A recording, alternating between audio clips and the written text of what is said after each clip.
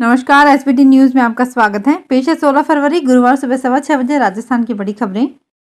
गुलाब चंद कटारिया को असम का राज्यपाल बनाने की घोषणा के साथ ही राजस्थान विधानसभा में नेता प्रतिपक्ष के पद पर चेहरे को लेकर चर्चाएं तेज है। इसके लिए भाजपा में वसुंधरा राजे, राजेंद्र राठौड़, जोगेश्वर गर्ग समेत कई नेताओं के नाम चल रहे हैं। ये कयास भी लगाए जा रहे हैं कि नेता प्रतिपक्ष का पद जिस नेता को मिलेगा, सत्ता में आने पर भाजपा के अगले सीएम के संकेत भी मिलेंगे। लेकिन भाजपा के सीनियर नेताओं का मानना है कि जरूरी नहीं कि पार्टी की ओर से नेता प्रतिपक्ष के पद पर कोई निर्णय करने में इतनी जल्दबाजी दिखाई जाए। नेता प्रतिपक्ष के लिए पूर्व मुख्यमंत्री वसुंधरा राजे का नाम भी चर्चाओं में है। सूत्रों के अनुसार वसुंधरा नेता प्रतिपक्ष के बजाय चुनाव कैंपेन कमेटी का जिम्मा लेने को ज्यादा महत्व देंगी। इसके पीछे वे तर्क देते हैं, विधानसभा में बजट सत्र के बाद ज्यादा काम नहीं रहेगा। इसी साल राज्य में चुनाव होने हैं। ऐसे में 9 माह बाद होने वाले चुनाव में वे अपनी महत्वपूर्ण भूमिका चाहती हैं। वे चाहती हैं कि अगले चुनाव में टिकटों के चयन में उनकी भूमिका रहे। ऐसे में चुनाव कैंपेन कमेटी के अध्यक्ष का पद ज्यादा महत्व रखता है। हालांकि ये भाजपा के केंद्रीय नेतृत्व पर निर्भर होगा कि वो वसुंधरा राजे के चुनाव में क्या भूमिका रखना चाहता है। राजस्थान में अजमेर के महर्षि दयानंद सरस्वती विश्वविद्यालय में आगामी 4 दिन अवकाश रहेगा। कुलपति प्रोफेसर अनिल शुक्ला ने बुधवार को 10वें दीक्षांत समारोह के सफल समापन के बाद 16 फरवरी का अवकाश घोषित किया है, जबकि 17 फरवरी का अवकाश द्वितीय शनिवार 11 फरवरी 2023 की एवज में किया गया है। साथ ही 18 फरवरी को महाशिवरात्रि और 19 फरवरी को रविवार होने से विश्वविद्यालय में 4 दिन अवकाश रहेगा। केंद्रीय मंत्रिमंडल ने देश में सहकारिता आंदोलन को मजबूत करने तथा इसे गांव और पंचायत के स्तर तक ले जाने के लिए बुधवार को एक व्यापक योजना और कार्यक्रमों को मंजूरी दी। प्रधानमंत्री नरेंद्र मोदी की अध्यक्षता में मंत्रिमंडल की बैठक के निर्णय के तहत देश भर में 5 वर्षों में 2 लाख प्राथमिक कृषि सहकारी समितियां, डेयरी मत्स्य सहकारी समितियों की स्थापना की जाएगी। परियोजना के कार्यान्वयन के लिए कार्य योजना नाबार्ड, राष्ट्रीय डेयरी विकास बोर्ड और राष्ट्रीय मत्स्य विकास बोर्ड द्वारा तैयार की जाएगी। पाली जिले के मारवाड़ जंक्शन से निर्दलीय विधायक खुशवीर सिंह जोजावर ने दावा करते हुए कहा है कि उन्होंने एक किताब लिखी है जिसका विमोचन होने के बाद राजनीतिक क्षेत्र में भूचाल आ जाएगा। राज्य विधानसभा बजट सत्र के दौरान मंगलवार को निर्दलीय विधायक ने सदन में अपनी ये बात रखी। उन्होंने एक सील बंद किताब को दिखाते हुए कांग्रेस भाजपा को आड़े हाथों भी लिया। विधायक जोजावर ने कहा कि उन्होंने my memory of those days के नाम से एक किताब लिखी है। इस किताब का जिस दिन विमोचन होगा तब देश के लोकतंत्र में भूचाल आ जाएगा। विधायक का दावा है कि इसमें ऐसी कई सच्चाई लिखी है जिसे जानकर हर कोई हैरान हो जाएगा। सिरोही नगर परिषद के सभागार में मंगलवार को बजट बैठक काफी हंगामेदार रही। बैठक में भाजपा पार्षदों ने मंगलवार परिषद प्रशासन पर भ्रष्टाचार का आरोप लगाते हुए जमकर हंगामा और नारेबाजी की। यहां तक कि कई पार्षदों ने नगर परिषद प्रशासन पर भ्रष्टाचार का आरोप लगाते हुए बजट की कॉपी फाड़कर आयुक्त और उप सभापति की ओर फेंक दी। कई पार्षदों ने सिरोही शहर में अनादरा चौराहे के पास शुरू हुए विवादी पंप के मामले में भू उपयोग परिवर्तन निरस्त करने का पूर्व में प्रस्ताव लेने के बावजूद कैविएट नहीं लगाने का मुद्दा उठाते हुए विरोध जताया। सभापति की अनुपस्थिति में उप सभापति जितेंद्र सिंघी की अध्यक्षता एवं नगर परिषद आयुक्त अनिल झिंगोनिया की मौजूदगी में नगर परिषद सिरोही की बजट बैठक आयोजित की गई। राजस्थान कर्मचारी चयन बोर्ड की ओर से 25 और 26 फरवरी को अध्यापक भर्ती परीक्षा का आयोजन किया जाएगा, जिसे लेकर जयपुर कलेक्टर प्रकाश राज पुरोहित ने बैठक ली। परीक्षा के सफल आयोजन को लेकर सभी विभागीय अधिकारियों को जिम्मेदारियां सौंपी गई है।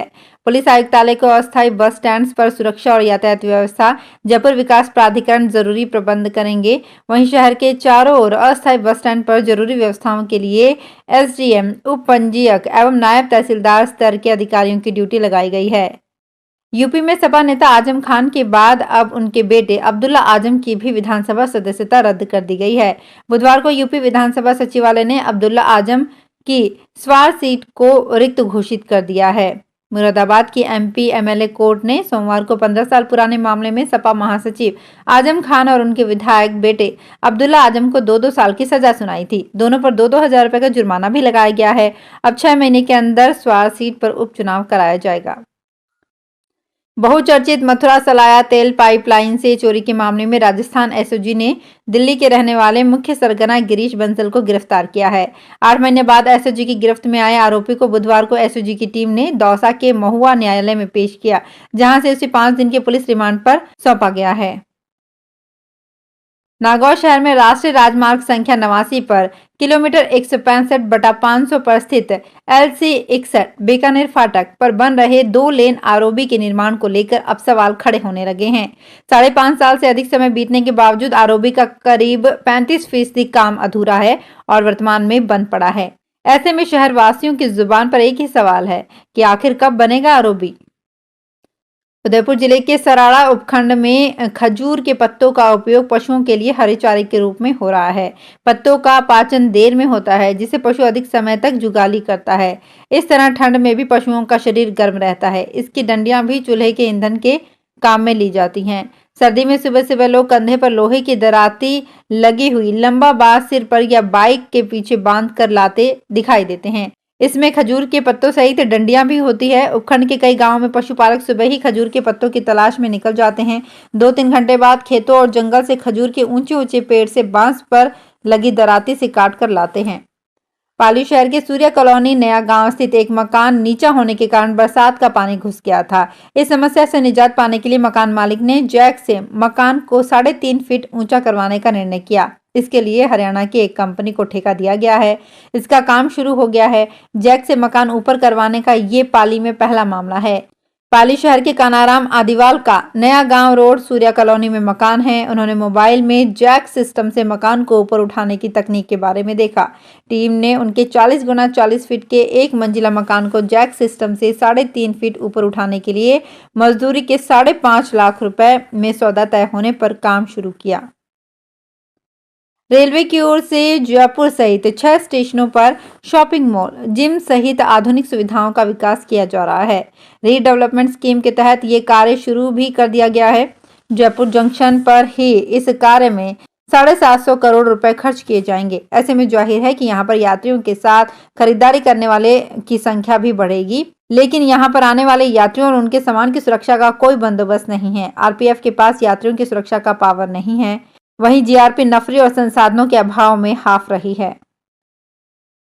राजस्थान विधानसभा में पेश किए गए सरकार के अंतिम बजट में कर्मचारियों की अनदेखी करने का आरोप लगाते हुए कर्मचारी संगठनों ने आंदोलन का बिगुल बजा दिया है। बजट में मनमाफी घोषणा नहीं होने से नाराज प्रदेश के 8 लाख कर्मचारियों ने बुधवार को प्रदेश भर में काली पट्टी बांधकर काम किया और अपना विरोध दर्ज कराया। राजधानी जयपुर के सचिवालय और अन्य सरकारी महकमों में कार्यरत कर्मचारियों ने काली पट्टी बांधकर नारेबाजी भी की। राष्ट्रीय राजधानी की आम आदमी पार्टी की लीगल सेल के वकीलों ने मेयर चुनाव बार बार टालने पर बुधवार को उपराज्यपाल वीके सक्सेना के खिलाफ प्रदर्शन किया। आपकी लीगल सेल के अध्यक्ष एडवोकेट संजीव नसीर ने कहा, उपराज्यपाल दिल्ली सरकार की सभी जन कल्याण की योजनाएं रोक रहे हैं। उसके विरोध में हम लोग आज सड़क पर उतरे हैं। राजस्थान के राजस्व मंत्री रामलाल जाट ने बुधवार को विधानसभा में आश्वासन दिया कि राज्य सरकार द्वारा जयपुर में डेयरी बूथ खोलने के लिए लंबित आवेदनों पर शीघ्र कार्यवाही होगी। श्री जाट प्रश्नकाल में विधायक कालीचरण सराफ के पूरक प्रश्न का गौपालन मंत्री की ओर से जवाब दे रहे थे। उन्होंने कहा कि राज्य सरकार के जन घोषणा पत्र में 5000 डेयरी बूथ खोलने की घोषणा की गई थी। इसके तहत लक्ष्य से अधिक राज्य सरकार द्वारा 5269 डेयरी बूथ खोले गए। तो फिलहाल इस बुलेटिन में इतना ही। फिर हाजिर होंगे कुछ और बड़ी खबरों के साथ।